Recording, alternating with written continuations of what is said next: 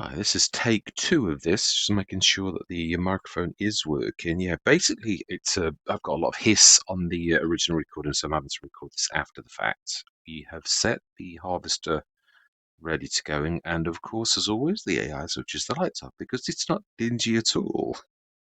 We've got a few jobs to do. I'm going to go into a time lapse very shortly, but at this precise moment in time, it escapes my notice that actually there will not be any straw from this field because it's an additional straw, and the additional straw mod does not understand what it is.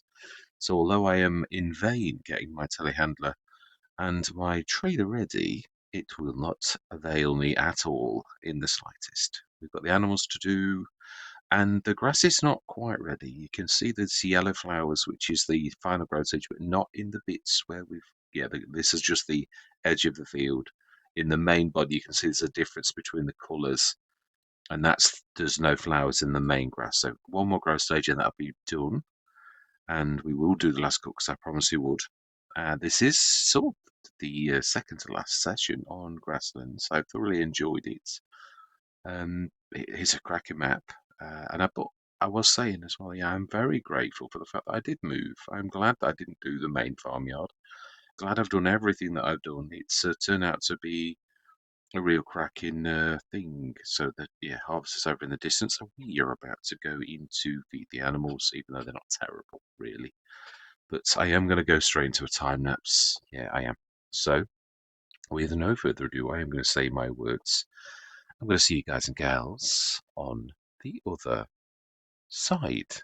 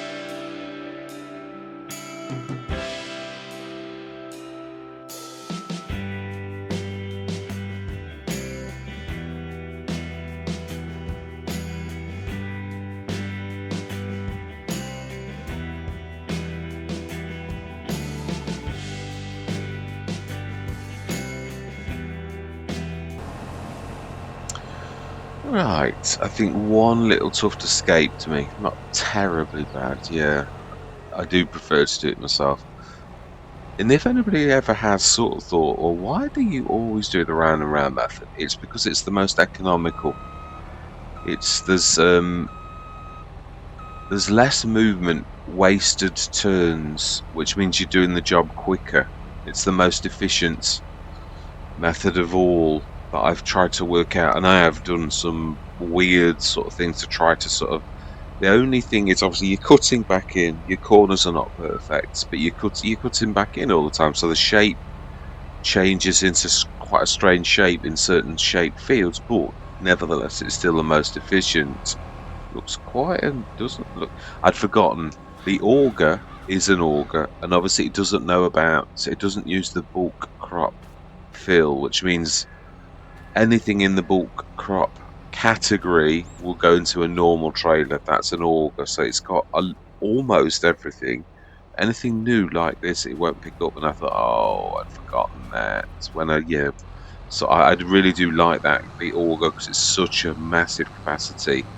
It's a beautiful thing. It's not without its problems.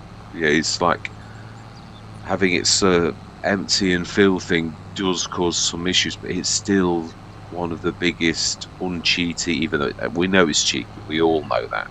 Wow. That is, yeah, and that sort of proves the fact that the nerfing of horsepower, because this is a big tractor. Yeah, I mean, I'm not saying it wouldn't, but it's 8 miles an hour. It's a hilly field. Again, it's not flat. It's not an American perfectly flat map or an English perfectly flat map for that, because really one wouldn't exist in reality. England isn't flat. I mean, that doesn't mean to say, well, in Boston, Lincolnshire, it's fairly flat. 77%, 54,008 litres. That's not a bad yield. I think that's about what it said it was going to be. Oh no, it said 45. It did, I remember. Yeah, 45 tons. I suppose that goes to prove it's going on yield without any kind of enhancements, any kind of like fertilizer and things like that. So it does go to show that all enhancements have gained us basically 9 tons. So, right, 45 to 54. Yes, it is. Yeah, you can see now as you look at the grass on the edge, you can see the difference. So with this type of grass, although I said about it's hard to see the headland, it is. But when the grass has grown, you won't see there is a headland. So that is also quite a nice thing. So when does this sell? Yeah, because oh my life, you see, and that's the other thing to the nerfing of horsepower. You can't stop. I was braking honest. It was literally pushing me. Sometimes I've always said with myself, well, no, I was actually, no, I was for once. I can't honestly say it was my fault because I am a terror for like putting the brakes on at the last second, but I was really well saying stop a long time before we actually got there, and it was not stopping, as you could see. So I don't know. I still don't think the horsepower nerfing is adding to the game. I think it's detracting. So, right. So, when does that actually sell for? And that's just I do love to see it when you can show your harvested thing. I think it's yay, fantastic. So that is amazing. So, what is the value of our crops? We could look in that because it's all in the silo. Now, this is hard economy. We know that it is awful. It is that would be like 1,500. Oh, it is. Max price 13.96. Still is amazing. And the site I changed it. No, that's best price, isn't it? We were looking at the 670 and the 719. Best price is 1,300. It's one of the few things that breaks 1,000 on hard economy. So it is hard economy, but we'll show this. Yeah, it is. So when would that be? What month? July. It's the same as soy then. Yeah, it is. Which is it's a base. It's a derivative, isn't it? I think Oxygen David did field beans as well. But is that a huge shock then with who this person is? Not really. No, I did actually quite like that with the field beans. And Oxygen David's maps, they are quite amazing. Right, so we have another trailer. This one, I think, should go on this one. Yeah, I'm quite pleased with everything. I also am quite pleased with the farm. The only thing I'd like to do a little bit, I don't know. It's how much have we got on hand if we were selling that? Obviously, this always was a short run, always. To sort of show the map, and also I always try to assist the map makers, and not that many of them know who I am, as in like they don't know the channel. But what I mean is, I might sort of change the title of these, because the other thing is, I always think, right, nearly always adopt early. That is to assist map makers in sort of showing any faults on the map. I said this last session, a map review isn't really enough to sort of show the map maker if there's any faults on the any particular. I mean, you won't necessarily find a dodgy field. You can't guarantee that. But if there's a problem on the map per se, then it will highlight that for the map maker. Whereas a map review will not do anything like that. It follows the same thing of showing what productions are, which we all know what. And that, I mean, really, a map review is good if there's something different to show, but everybody does exactly the sort of same thing of showing you what we already know. I don't ever really particularly care about any of the productions on a map because uh, unless it's new, like Cavalier Roy's map, he's got some fantastic, quite different sugar mills and dairies. Yeah, they're not what they appear to be.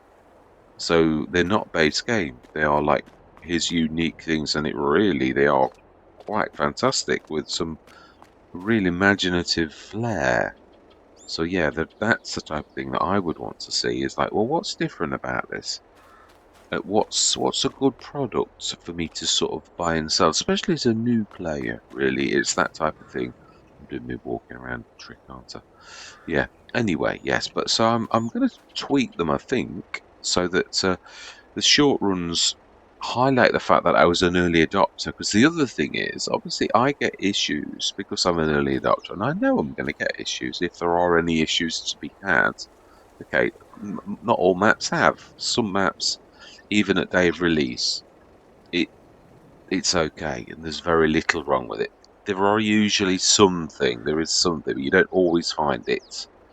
Sometimes it'll be a lot of people, but it does highlight to the map makers and also to you, the players, that if you are going to adopt early, you're going to find a problem. But if it's on YouTube a year later, obviously it's also confusing to a player to like watch something and think, oh, hang on a minute, this doesn't exist anymore. Oh, and there's this feature added and that feature added. Which is why I think I really ought to make sort of stress that it's an early adoption of the map. That way it's stressing to anybody watching the video later that I might have issues that you won't have. Yeah, I think that's a bit fairer. But anyway, yes, all that remains to be said is thank you very much for watching. Truly do hope you're going to stick with me on this journey. And I'm going to say goodbye for now.